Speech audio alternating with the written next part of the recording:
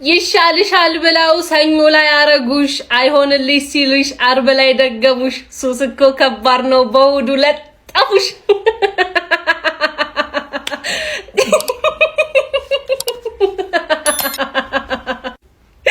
ቆያው ተወቃሹ ማን ነው እኔ ያው ማንንን እንውቀስ ጎበዝ እሺ ማን ይወቀስላችሁ ቋጥራችሁ በእናት ግን ምንድነው እሺ የሚሻላችሁ አርብ ቅዳሜ እሁድ ሰኞ አራት ቀን ሰው እየተጫወተ እኮ ነው እየተቀያየረላችሁ ለም ተመቻችቶ ዋፍ ከቀኑ አይደለ ከሰዓቱ አይደለ እሺ ምን ይፈጠር አሁን ምን ይሁንላችሁ እሺ ሰው ግን አይደለም ሼሽኮ ቆይ ደህና ነው ሼሽኮ ደህና ነው ሰው ጠፋ ደብዘው ጠፋ እኮ ደህና ነው ይዘለዋል ለነገሩ ማስታወቂያ ሲሰሩለት ራሱ ሊዘል ነው የመጣው ልጁ ሊያገባ አይደለም ለማንኛውም እንግዲህ ትንሽ ደረጃችንን እየተዋወቅን ያለ ይመስለናል ጎበዝ እየተዋወቅን ነው ሄደ ዩናይትድ ሄደ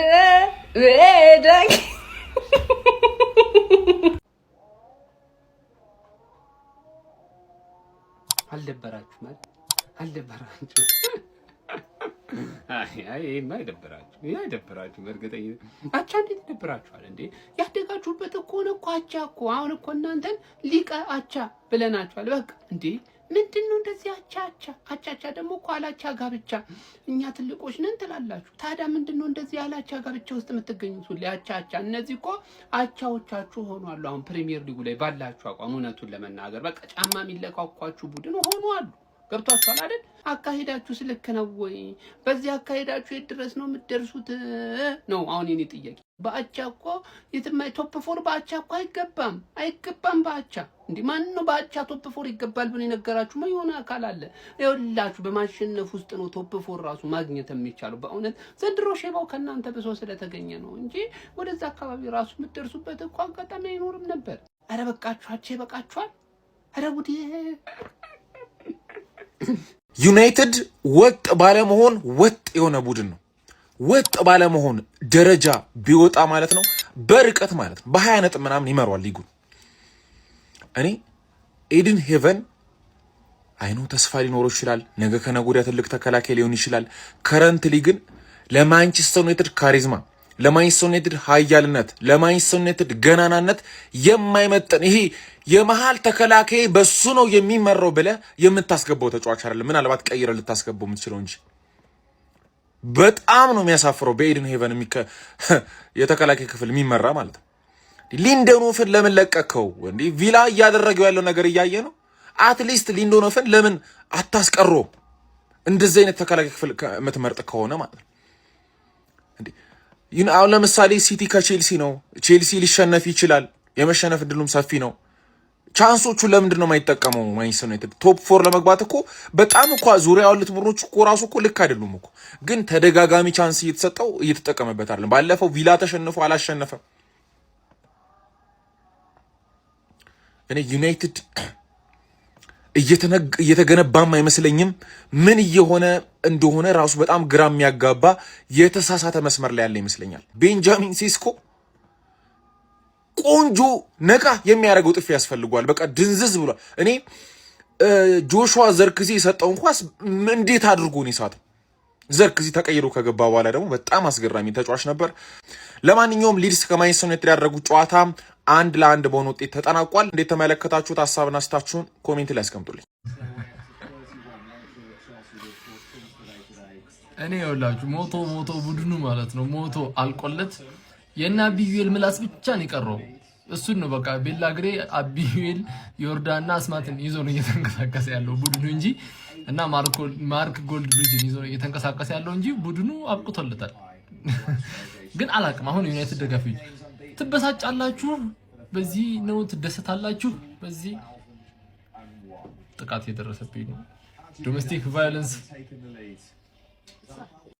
ውጤቱ የሚጠበቅ ነው ኩኛ ይመቸው አንድ ግን ደስ ያለኝ ነገር ልንገራችሁ ሰውየውን በቃ በዚህ አደንቋል ህፃናቱ እንደማይመጡ ባለፈው አብጄ አይታችኋል ያበድኩኝ ቪዲዮ የሰራው ህፃናቱ እንደማይመጡ ያወቀ እንዴ በቃ 90 ደቂቃ አራገጣቸው። አንድ ሰው ነው የቀየረው። ምክንያቱም ቤንች ላይ የሚመጥን ሰው አልነበረም። ትክክለኛው ሰው ደስ ብሎኛል። ማርያም ከነጃክ ፍሌቸር ከደጋፊ መልምሎም ቢያስገባ ያው ነው። ወደፊት ሲያድጉ ሲችሉ እናደንቃቸዋለን። ለጊዜው ግን ብቻ አሁን ሊቨርፑልና ቼልሲ ላይ እንቋጠር እንጂ ሄንጋር ግን እዛ አፍሪካ ዋንጫ እስኪያል ከጉዳት እስኪመጡ እዚቹ ቶፕ 4 ቶፕ 5 አካባቢ ማንዣበብ አለብን። በቃ እሱ ነው እንትኔ። ይመቻቹ። አልተናደድኩም፣ አልደበረኝም። አይ ማንቹ የሚገርም የደርቢ ጨዋታ ነው ያሳያችሁን። ግን የምር አልክድም ማለት ነው። የሚገርም ግድያ ፍትጊያ የነበረው ትክክለኛ የደርቢ ጨዋታ።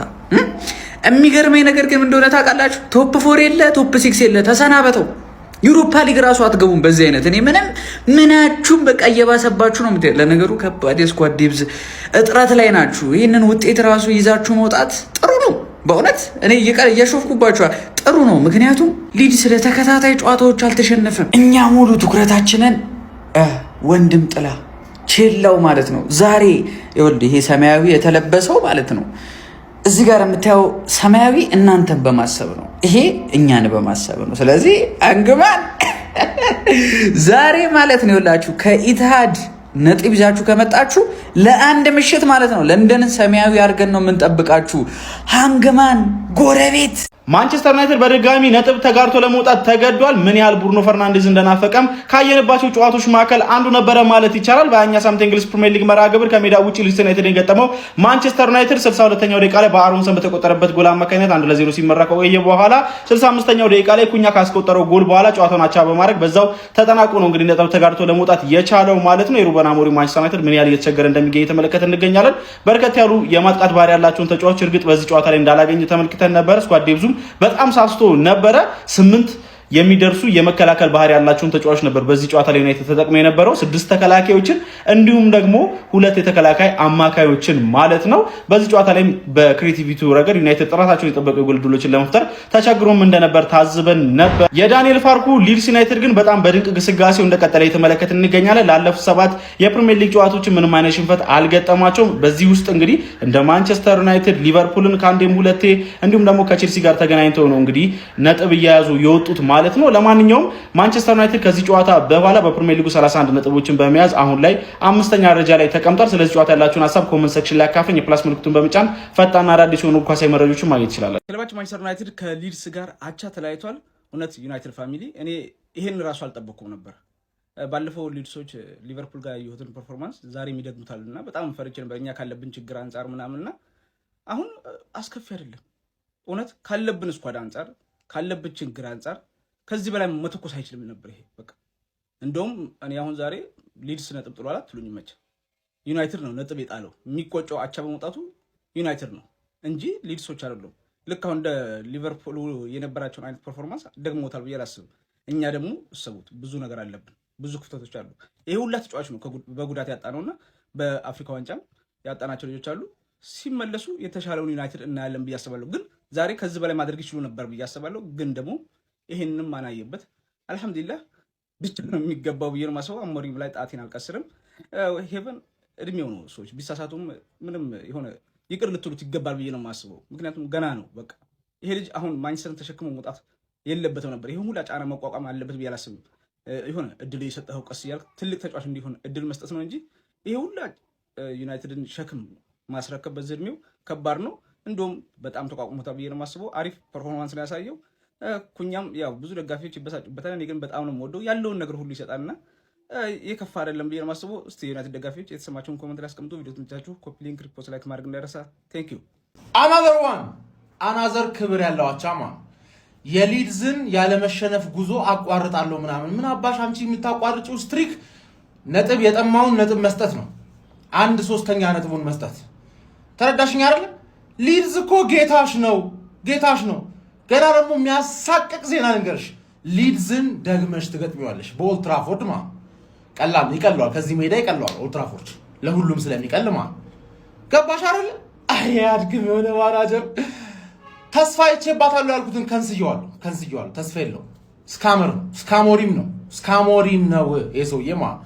ከሊቨርፑል ጋር ነጥብ አቻ የምትሆኝበትን እድልሽን አበላሸሹ። አሁን ይጠብቅሻል ወይ? ገባሽ አይደለ? ግን ብዙ ቅር እንዳይደብርሽ እናቴ ትሙት እንዳይደብርሽ ለምን ብለሽ ጠይቂኝ። ሁለተኛ ቡድንሽ ነው የተለጠፈው። አንደኛ ቡድንሽ እኮ የማንቸስተር ከተማ ባለቤት 2 ሰዓት ላይ ይጮታል። ለሱ ቋጥሪለት። ማንቸስተር ኢዝ ብሉ በራስሽ አፍ ብለሻል እኮ በራስሽ አፍ። እኔ እንዴት ያበሳጨኛል? ማንቸስተር ኢዝ ብሉ ዛሬ ብሉነቱን እንዲያረጋግጥ ቁጭ ብለሽ ትቋጥሪለታለሽ አንቺ ዱቄት። ተረዳሽኝ አይደለ?